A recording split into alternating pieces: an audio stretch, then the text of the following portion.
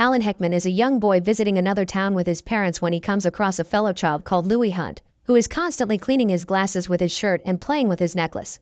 The two of them bond while playing together, and when they find an abandoned factory building, they enter it to explore it. After Alan crosses a wooden plank suspended high above the ground, he goads Louis into doing the same, ignoring how scared he is. Louis follows him but only makes it halfway before he loses confidence and falls, trying to hold on to the edge for some seconds before hitting the ground. Alan finds Louis' necklace stuck on a nail and takes it before going down to check on Louis, who obviously is dead, lying on a pool of his own blood. Crying and terrified, Alan runs away after scraping the blood off his shoes. He leaves the town with his parents some hours later, not having told anyone about what happened. Many years later, an adult Alan is working as a cutter, a man that specializes in editing the memories of people into summarized biography videos called rememories.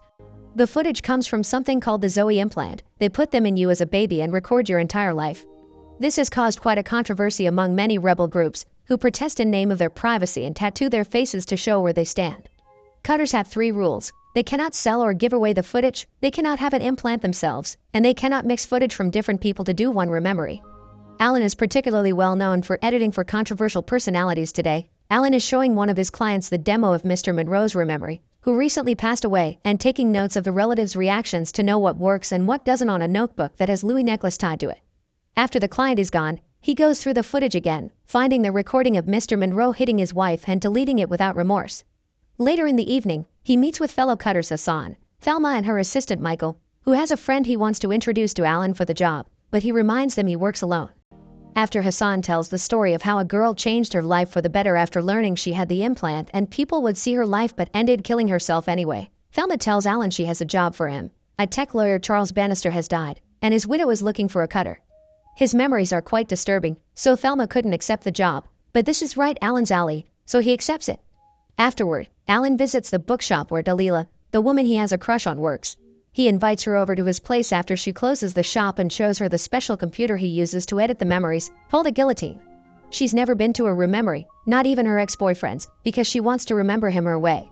Alan shows her a special edit he's made using a man's footage in front of the mirror in reverse, and Dalila feels a connection to it because she has this recurring dream where she's aging backward. After discussing his job some more, Alan takes Dalila to bed and they make love. The following day, Alan interviews Mrs. Bannister to ask her what memories she would want to be included in her husband's rememory while their daughter Isabel listens from behind the door. Next, he goes to Mr. Monroe's funeral, where a group of protesters has gathered at the entrance. Alan plays his edit for Mr. Monroe's family and friends, and while he's taking notes of their reaction, he's approached by former cutter Fletcher, who wants to buy Mr. Bannister's memories for $500,000, but Alan turns him down, quoting the rules. When he's leaving the funeral, he sees Mrs. Monroe talking to a friend and remembers how he had to cut out Mr. Monroe cheating on his wife with that woman. The protesters hit him with their signs as he leaves the building. After picking up Mr. Bannister's memories from the iTech company, he puts it on the computer to sort while he researches the man's life through photographs, news articles, and his own notes. While working on the footage, he finally discovers why he has been called for this case. He used to molest his daughter, which he obviously cuts out from the film. Then, while watching a memory of a party, he notices a man clean his glasses the same way Louis did and makes him think it may be him. So he makes the computer search for any other appearances of this man in Mr. Bannister's memories. Then, he goes to see Dalila to tell her about this discovery, but she's angry with him because he hasn't called her since they shared a night together. She thinks he spends too much time with the guillotine and that has screwed his way to sea life, so he leaves without telling her anything. Afterward, Alan goes to see Thelma. It's Michael who opens the door for him, showing he's been beaten up by protesters, and Thelma sends him away so they can talk privately. Alan tells her about Fletcher's visit, and Thelma in return tells him what happened to him. Fletcher's sister's son died and she got obsessed with watching his rememory over and over and wouldn't talk to anyone. Shortly after that, Fletcher quit. There are rumors that the anti-implant movement is led by a former cutter, and Thelma admits she wouldn't be surprised if it was Fletcher. It would explain why he wants to buy the Bannister footage. As he was the iTech lawyer, they can use it for anti-implant propaganda. Since the computer is taking too long to search all the memories, Alan decides he should talk to the family again to find any clues on Louis. First though, he stops by a bar to buy a gun from a guy he knew he was there thanks to some memories he worked on in the past. Then he meets with Fletcher at the train station, where he tells him he considers himself a sin-eater who brings redemption to the immoral. After admitting he wants the footage to start a scandal on the news, Fletcher threatens Alan by introducing him to a mercenary that works with him, Simon, but Alan simply ignores them and leaves. Using the excuse of research for the rememory, Alan visits Mrs. Bannister again to ask her some questions, slowly leading to asking about Louis.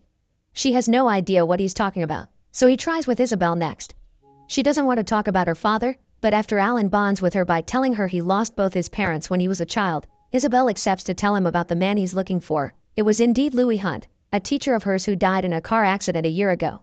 When he is about to leave, Isabel asks him to fix what his father will remember and delete all the times she misbehaved, and Alan promises he will.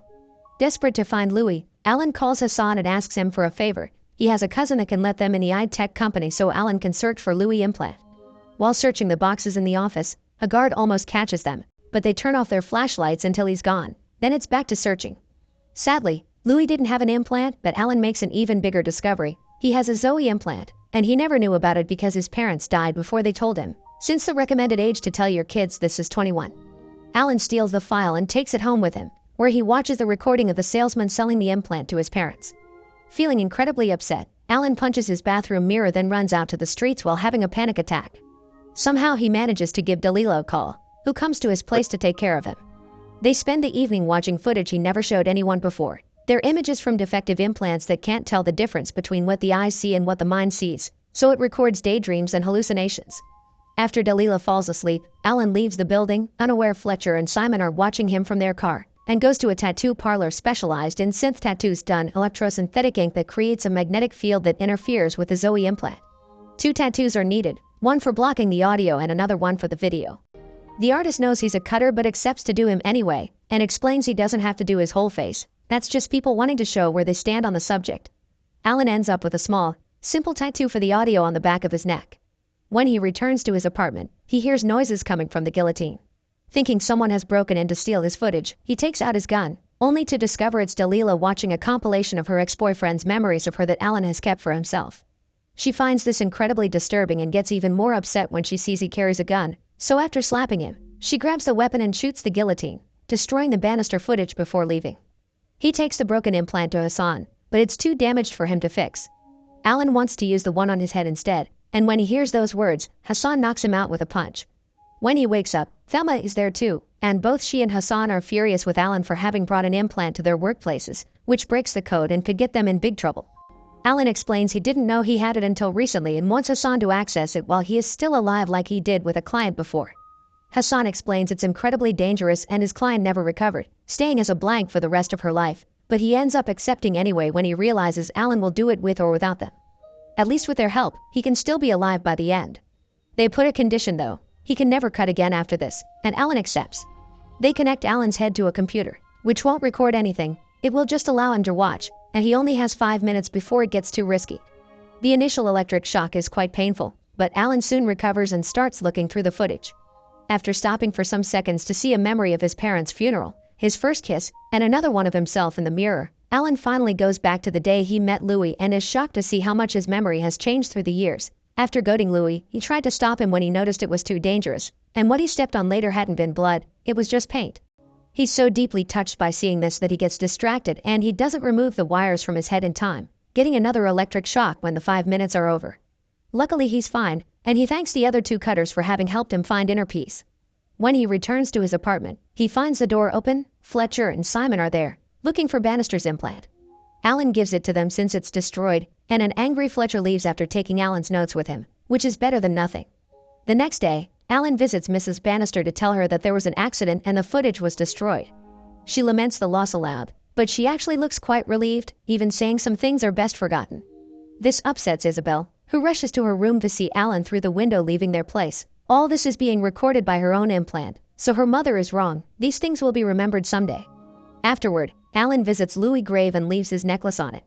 Fletcher finds him there and tells him that after hearing he isn't cutting anymore, he did some searching and found out Alan has an implant, which means he has Bannister's memories in his mind. He takes out a gun and chases Alan through the cemetery, missing his first few shots and catching up on him when Alan trips. To Alan's surprise though, Fletcher gains some last-minute mercy and shoots at the air, only for Simon to suddenly show up and kill Alan himself. Some days later, Fletcher is wearing Louis' necklace while watching Alan's implant footage, searching for Bannister's dirty details, as he promises Alan he is doing this for the greater good. Make sure to subscribe and turn on notifications so you can watch more videos like this. Thanks for watching.